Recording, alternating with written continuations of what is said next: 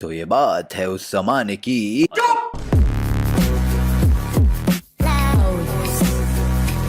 तो ये बात ना मेरे कॉलेज के 4th ईयर की यानी कि फाइनल ईयर की है। उस वक्त का मेरा जो बेस्ट फ्रेंड था जिसको हम इस वीडियो के लिए बुलाएंगे चड्डी। तो मैंने और मेरे बेस्ट फ्रेंड चड्डी ने एक कोर्स लिया था साथ में जिसका नाम बहुत ही वियर्ड था, SSSBB, triple S double B, जिसकी फुल फॉर्म तो मुझे याद भी नहीं है, stochastic simulations of something something of biology. हमने इंजीनियरिंग में रहते हुए बायोलॉजी का कोर्स लिया। शाबाश बेटा। सारे असाइनमेंट्स प्रोजेक्ट्स वगैरह ग्रुप में करने होते थे। तो चड्डी और मैंने टीम बना ली क्योंकि obviously he was my best friend. तो हमने अपना ग्रुप बनाया एंड सारे प्रोजेक्ट्स वगैरह करने लग गए साथ में। एक्चुअली झूठ क्या ही बोलूँ मैं, हर ग्रुप प्रोजेक्ट की तरह हमारे ग्रुप में एक ही बंदा काम करता था और अनफॉर्चुनेटली इस ग्रुप में वो चड्डी था। मैं कुछ नहीं करता था। क्योंकि मेरी 3rd ईयर के एंड में प्लेसमेंट हो चुकी थी ऑलरेडी, मेरी नौकरी लग चुकी थी। तो मेरे को तो अब नंबर्स वगैरह से कोई फर्क ही नहीं पड़ता था। मैं तो बस चिल मारता था कॉलेज में, हॉस्टल रूम में अपने पड़ा रहता था, पूरे दिन गेम खेलता था। तो मुझे नंबर वंबर से कोई फर्क नहीं पड़ता। लेकिन चड्डी की प्लेसमेंट अभी तक नहीं हुई थी तो उसको जॉब चाहिए थी, उसके लिए नंबर इंपॉर्टेंट थे। तो वो लगा रहता था, सारे असाइनमेंट सारे प्रोजेक्ट्स वगैरह अकेले बनाता था। अच्छा, ये ट्रिपल एस डबल बी के अलावा एक और कोर्स था जो मैंने और चड्डी ने साथ में ले रखा था, उसका नाम था IR, इंफॉर्मेशन रिट्रीवल। इसमें भी चड्डी और मैं साथ में ही एक ही ग्रुप में थे, हमें साथ में ही असाइनमेंट्स बनाने पड़ते थे। खैर, अब इसके बाद ना फाइनल प्रोजेक्ट सबमिशन वाला टाइम आया। फाइनल प्रोजेक्ट्स की वेटेज, उसके मार्क्स सबसे ज्यादा होते हैं, ठीक है। तो बहुत ही आदर्श नागरिकों की तरह हमने डिसाइड करा कि ट्रिपल एस डबल बी का फाइनल प्रोजेक्ट जो है वो चड्डी बनाएगा और IR नामक इस सब्जेक्ट का फाइनल प्रोजेक्ट मैं बनाऊंगा। तो चड्डी ने 4-5 दिन बैठ के मेहनत से प्रोजेक्ट बनाया, सबमिट करा और हमारे उसमें से 30 में से 30 नंबर लगे प्रोजेक्ट में, हाईएस्ट पूरी क्लास में। लेकिन जो प्रोजेक्ट मैंने बनाया था उसमें हमें 30 में से आई थिंक 11 या 12 मिले थे, क्योंकि जब गूगल से कॉपी करके कोड उसको चेंज चूंज करके उसको सबमिट करूंगा, उस चीज के लिए क्या ही नंबर देता प्रोफेसर हमें। अब मेरी वजह से चड्डी को मिले 11, लेकिन चड्डी की वजह से मुझे मिले 30। वो अंदर ही अंदर उसको गुस्सा आ रहा था मुझ पे, पर वो कुछ बोल नहीं पा रहा था। बस ऐसे मानो जहर का घूंट पी लिया बेचारे ने एंड बात वहां पे खत्म होने ही वाली थी। बट फिर उसके बाद हमारा फाइनल एग्जाम वाला डे आ गया। अब जैसा मैंने बताया, मुझे कोई फर्क पड़ता ही नहीं मेरे कितने भी नंबर आएंगे। मैं आधा घंटा पढ़ के चला गया पेपर देने के लिए कि भगवान भरोसे हूं मैं, तो आ जाएंगे नंबर तो ठीक है, फेल तो मैंने वैसे ही नहीं होना। 30 में से 30 तो आ ही चुके हैं ना प्रोजेक्ट में, तो फेल तो वैसे ही नहीं होना। तो मैंने ले भाई चले पेपर देने। लेकिन मेरी किस्मत उस दिन मतलब ऐसा था उस दिन कि मैं जबरदस्ती भी चाहता ना कि मैं फेल हो जाऊं तो भी नहीं होता। अब देखो, कॉलेजेस में ना हर टीचर के असिस्टेंट्स होते हैं जिनको बोलते हैं टीचिंग असिस्टेंट, TA जो होते हैं वही इन्विजिलेटर होते हैं, वही चेक वगैरह करते हैं, नजर वगैरह रखते हैं स्टूडेंट्स पे पेपर वाले टाइम पे। एंड हर क्लास में एक वो वाला स्टूडेंट होता है ना जो बहुत तेज होता है, जिसकी सबके साथ सेटिंग होती है, सबके साथ जुगाड़ बिठा रखा होता है उसने। इस क्लास में हमारा वो लड़का था, उसको हम बुलाएंगे पिंकू। तो पिंकू भाई की हमारा जो TA था उसके साथ फुल सेटिंग थी। TA आया पिंकू के पास और पिंकू बोलता है, यार ये फर्स्ट वाले क्वेश्चन का आंसर यही होगा ना। तो TA कह रहा है, यार तू तो मेरे से ऐसे आंसर ही पूछ रहा है। तो कह रहा है, बता दे ना। ऐसे उनके बीच में कुछ बात हुई और उसके बाद पता नहीं पिंकू भाई ने ऐसे कौन से मंत्र फूके, उसके कानों में ऐसा क्या बोला, क्या जादू करा, टीचिंग असिस्टेंट ने उसको एक एक क्वेश्चन का आंसर बताना शुरू कर दिया। पहले क्वेश्चन का आंसर ये होगा, दूसरे का ये होगा, तीसरे का वो होगा। और मेरी किस्मत, मैं साइड में बैठा हुआ हूं। अरे मेरे को तो फोकट पे आंसर मिल रहे हैं भाई, मैं चीटिंग नहीं कर रहा, मैं कुछ नहीं कर रहा, मुझे तो बताया जा रहा है ना मेरे तो कान में। अब मैं कैसे, क्या कान बंद करके बैठ जाऊं? मेरे कान तक आ रही है आवाज, तो जो वो बोल रहा है मैं भी लिखे जा रहा हूं। पूरा पेपर उसने बताया और पूरा पेपर मुझे पता चल गया, बल्ले बल्ले हो गई भाई। बट इसकी वजह से हुआ क्या, मेरे फुल मार्क्स मेरे रिटर्न में भी फुल आ गए, मेरे प्रोजेक्ट में भी फुल आ गए, मेरे इस सब्जेक्ट में आए 10 में से 10 CGPA। मेरे को क्या है, मेरे को तो नंबर से कोई फर्क ही नहीं पड़ता। लेकिन किसको फर्क पड़ता है?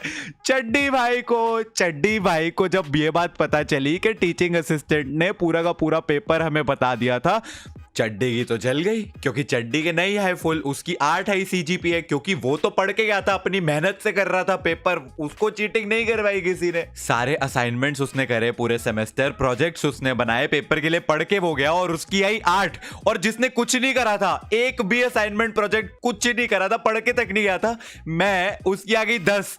ये कैसे हो गया भाई? तो चड्डी तो टीचर के पास चला गया था कंप्लेंट करने, उसने बता दिया कि इन सब ने चीटिंग वीटिंग करी है, लेकिन टीचर ने कोई एक्शन लिया ही नहीं, थैंकफुली। एक बार फिर से चड्डी ने जहर का घूंट पी लिया। अब उसको किसी से दिक्कत नहीं है सिवाय मुझसे, उसको सिर्फ मुझसे दिक्कत है अब, क्योंकि मेरी वजह से उसके नंबर नहीं आए, लेकिन उसकी वजह से मेरे बहुत ज्यादा नंबर आ गए, तो वो बस मुझसे ही नाराज है अब इसके बाद क्या हुआ कि जब भी हमारे बीच में ऐसे लड़ाई वगैरह या एक दूसरे से नाराजगी होती थी, तो हम आसपास की किसी खाने वाली जगह पे जाते थे, वहां पे खाते पीते थे, चिल मारते थे और एकदम ऐसा नाराजगी वगैरह भूल जाते थे। तो चड्डी आया मेरे रूम में मुझसे पूछने कि भाई चलें कुछ खाने पीने। मैंने मना कर दिया क्योंकि मैं यूट्यूब के लिए वीडियो रिकॉर्ड कर रहा था। मैंने बोला भाई मैं वीडियो रिकॉर्ड कर रहा हूँ, आज नहीं जा सकता, I'm सॉरी। तो वो चला गया, उसको लगा कि मैं मतलब उसको ऐसा इग्नोर वगैरह कर रहा हूँ, एंड वो मुझसे नाराज होकर अपने रूम में चला गया।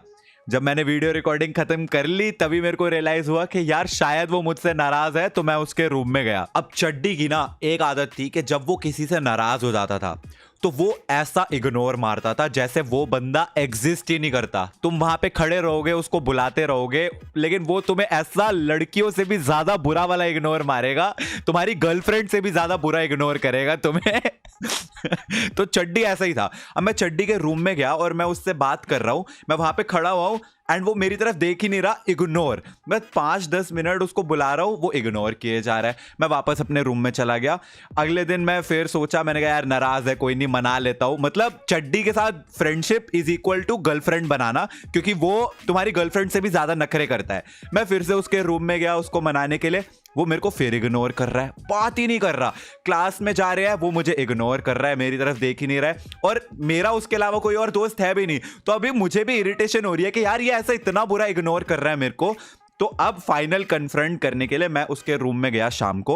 वो डोटा खेल रहा था, गेम खेल रहा था। मैंने उससे बोला चड्डी भाई यार मेरी क्या गलती है यार, तुम क्यों मुझसे नाराज हो रहा है? सॉरी भाई, मैंने सॉरी बोल दिया, आई अपोलोजाइज भाई, मैं रिकॉर्ड कर रहा था, मेरे नंबर आ गए, वो भी मेरी गलती नहीं थी, प्लीज मुझसे बात कर ले भाई, मेरे से कोई गलती हो गई।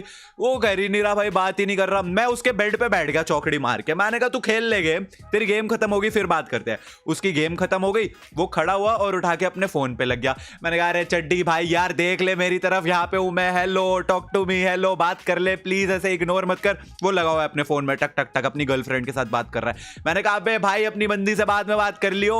और ये करते करते हुए मैंने, ऐसा नहीं होता, अरे यार इधर देखना, मैंने ऐसे करके हाथ मारा, तो वो हाथ मेरा ना उसके फोन पे लगा, उसका फोन नीचे गिरा और उसकी स्क्रीन टूट गई। एकदम ही रेज, चड्डी भाई सीधा मारपीट पे उतर है। चड्डी भाई ये मेरे को मारे तो भाई मैंने कहा चूड़ियां पहनी है, मैंने कहा ले तू मारेगा मैं तेरे को मारूंगा। एक उसने मेरे को मारा, एक मैंने उसको मारा, दे दनादन भाई, काट व्हील, चोक स्लैम, पटकियां वटकियां सब मार रहे एक दूसरे को सब। भाई ज्यादा हो गया, नहीं ऐसा कुछ नहीं हुआ था। पर हमारे बीच में लड़ाई होने लग गई, चिल्लाने लग गए एक दूसरे पे। तो आस पड़ोस के जितने भी स्टूडेंट्स वगैरह, हमारे फ्रेंड्स वगैरह थे, बैचमेट्स वगैरह, वो सारे इकट्ठे हो गए रूम के। और अरे क्या हो रहा है, अरे क्या हो रहा है? तो भाई इतने में चड्डी कहता है तू रुक, ऐसा करके वो अपना टूटा फोन उठाता है और पुलिस को फोन मिला देता है। मेरे को समझ ही नहीं आया क्या हुआ। उसने वहां खड़े खड़े पुलिस को फोन मिला दिया, ये मेरे ऐसे हॉस्टल का लड़का है निश्चय, ये इसने मेरे को मारा है, इसने मेरी फोन की स्क्रीन तोड़ दी है, ये है वो है, आप प्लीज यहाँ पे आ जाओ। एंड मैं कह रहा हूं एक सेकंड, फिजिकल फाइट तो हमारे बीच में जो हुई वो तो ठीक है, लेकिन प्रूफ इसके पास है कि इसका फोन टूटा है, उसके पास उसके फोन की टूटी हुई स्क्रीन है एज प्रूफ, तो ये तो दिखा देगा, मेरे को जेल ले जाएंगे। मैंने कहा तू रुक, मैं भी करता हूं अभी पुलिस को फोन, तूने मुझे मारा है। ऐसा बोल के मैं भाग के गया अपने रूम की तरफ और 2 मिनट बाद फोन लेके आया। मैंने कहा ये ले, मैंने भी मिला दिया पुलिस को। इवन दो मैंने सच में नहीं मिलाया था, पर एक्टिंग के लिए बोल रहा था ताकि आस पड़ोस के जो स्टूडेंट्स है इस बेवकूफ के दिमाग में थोड़ी सी बुद्धि भरे कि अबे फोन की स्क्रीन टूटने के लिए पुलिस कौन बुलाता है भाई, तेरा बेस्ट फ्रेंड हूं मैं भाई, मेरे नंबर ज्यादा आ गए या फिर गलती से तेरी फोन की स्क्रीन तोड़ दी मैंने, उसके लिए सीधा जेल भेजेगा क्या मेरे को? फिर सब लोगों ने उसको शांत करवाया। अक्षत करके हमारा एक फ्रेंड था, उसने उसको समझाया, अरे चड्डी भाई देख भाई कुछ नहीं होता, तेरे फोन की स्क्रीन रिपेयर करवा देंगे, 1500 रुपए के खर्चे के लिए तू बेचारे को जेल भेजेगा। अरे कोई नहीं भाई, तुम दोनों तो बेस्ट फ्रेंड हो, उसने समझाया। मैंने चड्डी को बोला भाई चड्डी भाई तू क्यों भाई ऐसे कर रहा है, देख मैंने भी पुलिस बुला दिया है, तूने भी पुलिस बुला दिया है, दिया है, दोनों ने पुलिस बुला दिया है, देख क्या होगा भाई, दोनों जेल जाएंगे, तू भी तो जेल जाएगा ना मारने के लिए मेरे को। वो फिर उसके शायद बुद्धि में थोड़ी सी बुद्धि आई और फिर उसने पुलिस को फोन करके बोला कि नहीं आप मत आओ, सब कुछ सॉर्ट हो गया, ऐसा ऐसा। उसका चड्डी मेरे को कहता है अब तू भी पुलिस को फोन करके मना कर। मैंने कहा मैंने सच में नहीं बुलाई सर, मैं आपकी तरह बेवकूफ नहीं हूं कि इतनी छोटी सी लड़ाई पे सीधा पुलिस को बुला दूं। But I swear I can't forget that day. मेरी लाइफ में फर्स्ट टाइम ऐसा फट रही थी कि भाई मेरे ऊपर पुलिस बुला दी, वो भी इतनी सी बात के लिए।